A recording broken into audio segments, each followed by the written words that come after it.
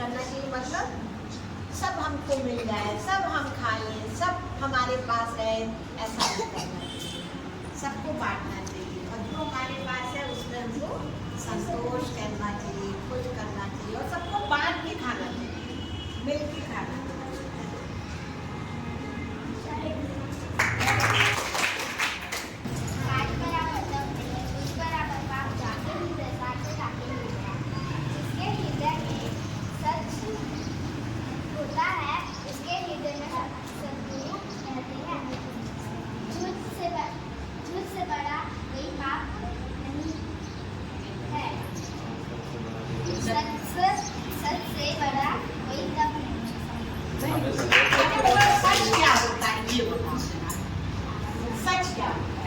आपको कहते हैं सच बोलना चाहिए, सच बोलना चाहिए, तो ये सच बोलना क्या है?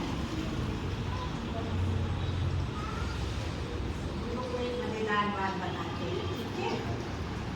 मेरी बच्ची छोटी थी, तो एक बार वो खेल के आई और हमने उससे पूछा तो कहाँ गई थी? वो बहुत कल्पनाशील थी, बहुत मनगढ़ंत बातें भी बताती थी कल्पना कर करके। तो उसने कहा हम बगल में खेल रहे थे चाचू के साथ, तो जबकि वो बाहर खेल रही थी दूसरे बच्चों के साथ, तो हमने कहा बेटा सच बोलो। तो उसने कहा सच सच सच, क्योंकि उसके लिए सच क्या था? सच एक शब्द। तो उसने कहा सच सच सच, हमने कहा सच बोलो बेटा, तो कह रही सच सच सच। अब हमने कहा इसको तो ये पता ही नहीं है सच क्या है। हमने कहा देखो सच क्या होता है, जैसे अगर तुम क्रिकेट खेल रहे हो, तो खेल के आए, हमने आपसे पूछा कि आप क्या कर रहे थे, क्या खेल रहे थे, तो आपने कहा कि हमने क्रिकेट खेला या हम क्रिकेट खेल रहे थे, तो ये हुआ सच। आपने कहा हम हॉकी खेल रहे थे, हम फुटबॉल खेल रहे थे, तो ये हुआ झूठ।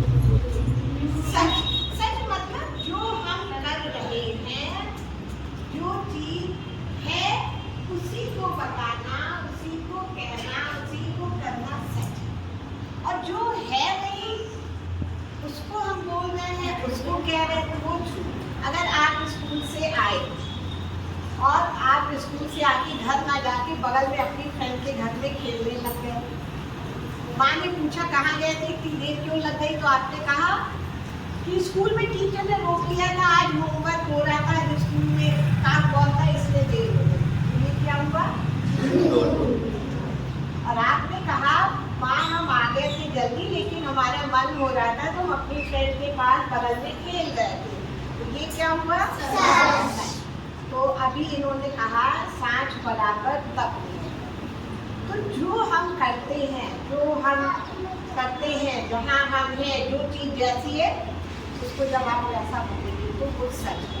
तो आप सब बच्चे आज से निश्चय करें कि जब भी बोलेंगे सच बोलेंगे, सच, ठीक है? सच।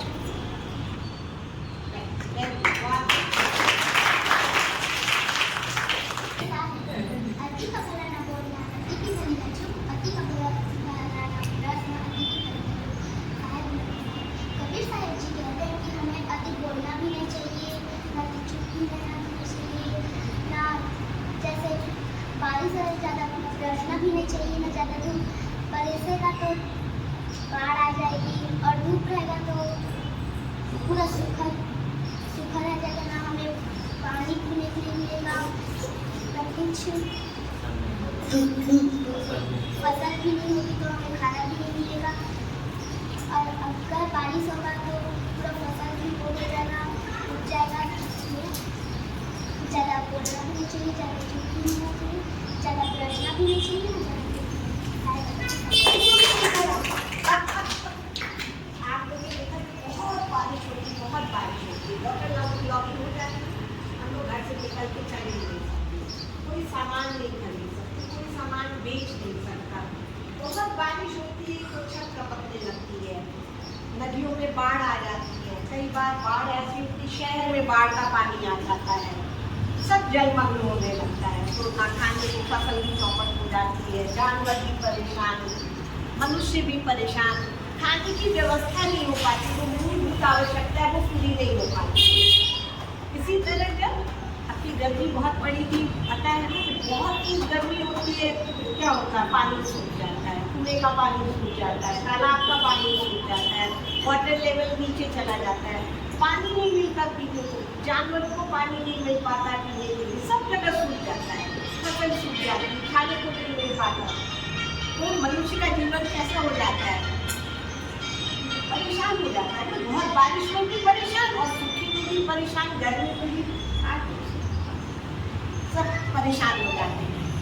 अति किसी भी चीज की खाना अगर आपको दिया है तब बहुत सारा नमक डालें, ऐसा नहीं देख पा पाएंगे, और हमें बिल्कुल नमक नहीं डालना खाने में, अच्छा लगेगा नहीं। संतुलन, मिर्च बहुत डाल दिया नहीं खा पाएंगे, बिल्कुल नहीं डाला फीका लगेगा। हमने आपको मिठाई दी खाने की कुछ चीज नहीं, अरे आप कहेंगे क्या मिठाई है, तो स्वाद ही नहीं है, और बहुत सारा डाल दिया तो कहेगी मैडम ये मिठाई थोड़ी है, ये तो चीज़ें आप खिला रही हैं। तो अति जहाँ भी होगी वो कभी लाभदायक नहीं होगी, वो हानिकारक होगी, वो नुकसान करेगी। बोलना, बोलते हम क्यों हैं, हम अपने भाव को, अपने विचार को सामने वाले को बताने के लिए, समझाने के लिए। ज़्यादा बोलने लगेंगे तो सुनेगा ही नहीं सुनेगा तो समझेगा नहीं, आपका बोलना व्यर्थ। लेकिन अगर आप चुप रहेंगे, बोलेंगे ही नहीं, तो सामने वाला कैसे समझेगा, वो कैसे जानेगा। तो संतुलन जरूरी है। बौद्ध दर्शन में इसीलिए मध्यम मार्ग कहा गया है, और महात्मा बुद्ध से भी एक बार पूछा गया कि जहर क्या है, तो उन्होंने कहा अति में जो भी चीज़ है वो जहर, अति में जो भी चीज़ है वो नुकसानदायक। तो हमें अति से बचना चाहिए, ना ज़्यादा बोलना चाहिए, रहना चाहिए, संतुलित बात करनी चाहिए, जितना आवश्यक है उतना ही बोलना चाहिए।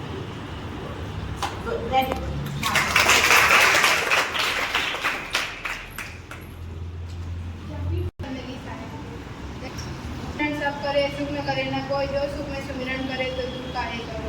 इसका अर्थ यह है, दुख में सुमिरन सब करते पर सुख में कोई नहीं करता। जो सुख में सुमिरन करता है तो उसको कभी दुखी नहीं होता, दुख नहीं मिलता।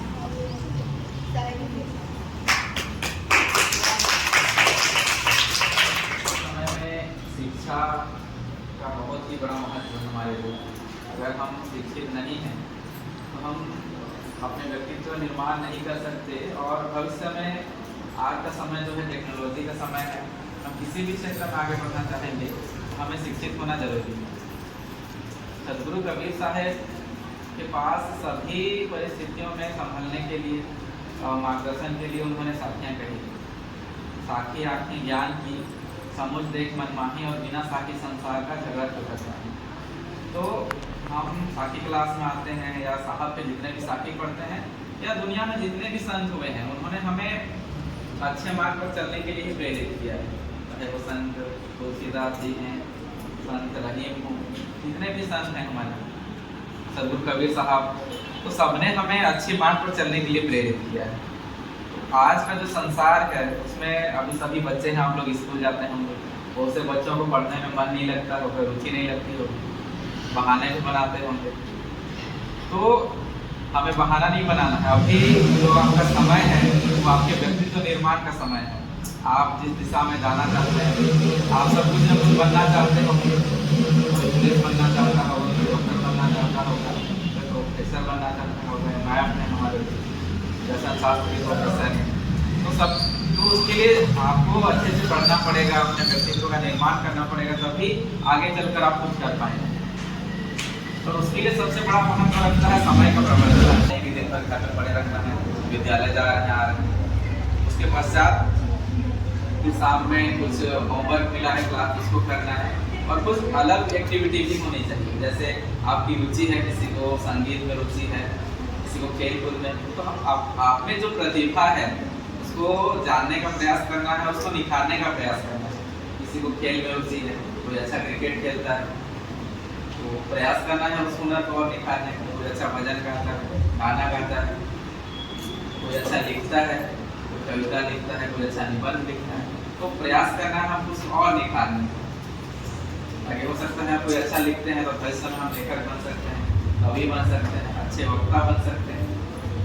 तो साहब की एक साखी है, इसमें साहब ने पूरा बता दिया है, कल करे सो आज करे सो अब, पल में परलय को भी नहीं करेगा।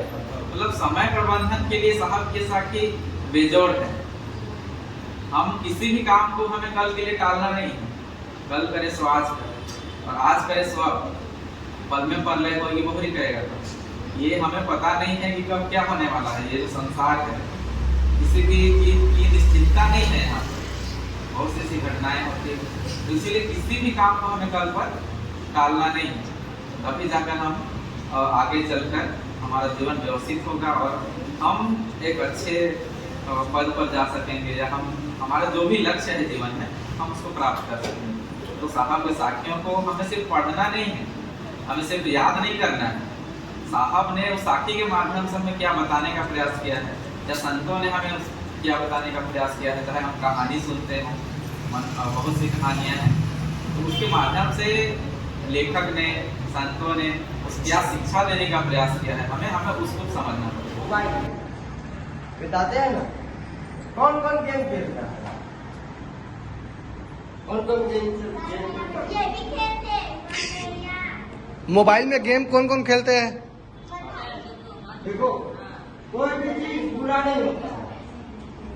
कहते हैं तस्वीर का एक रूप नहीं दूसरा भी है, खैरात जो देता है डूबता भी है। जिस चीज से हमें अच्छी शिक्षा मिलती है, अच्छी जानकारियां मिलती है, उसी चीज से हमारे समय की बर्बादी भी होती है। अब देखो, आप मोबाइल चला रहे हो, यूट्यूब में जाइए, वहाँ पे क्या कीजिए, आप अच्छे जनरल नॉलेज की जो बातें हैं, जानकारी उसको प्राप्त कीजिए। और उसमें क्या है, आप कोई भी भाषा सीख सकते हैं। यूट्यूब एक ऐसा माध्यम है जिसके द्वारा आप कोई भी भाषा सीख सकते हैं। चाहे आप इंग्लिश सीख सकते हैं, या आप अपने हिंदी को बहुत अच्छा बना सकते हैं, और बहुत सारी जानकारी प्राप्त कर सकते हैं कि हमारे देश में क्या चल रहा है, हमारे राज्य में, हमारे जिले में क्या चल रहा है। लेकिन ये सब चीज हम देखते हैं क्या? नहीं देखते हैं। शिक्षा के लिए बहुत कुछ है उसमें, लेकिन हम वो सब नहीं देखते। हम क्या करते हैं? गेम खेलते हैं, कार्टून देखते हैं। उससे हमारा क्या फायदा होता है? कोई फायदा होता है क्या? नहीं होता है। और हमारा जितना आप मोबाइल चलाओगे उतना ही आपका स्मरण शक्ति कम होगा। जितना आप मोबाइल चलाओगे, आप जितना मोबाइल चलाओगे उतना आपका स्मरण शक्ति क्या होगा?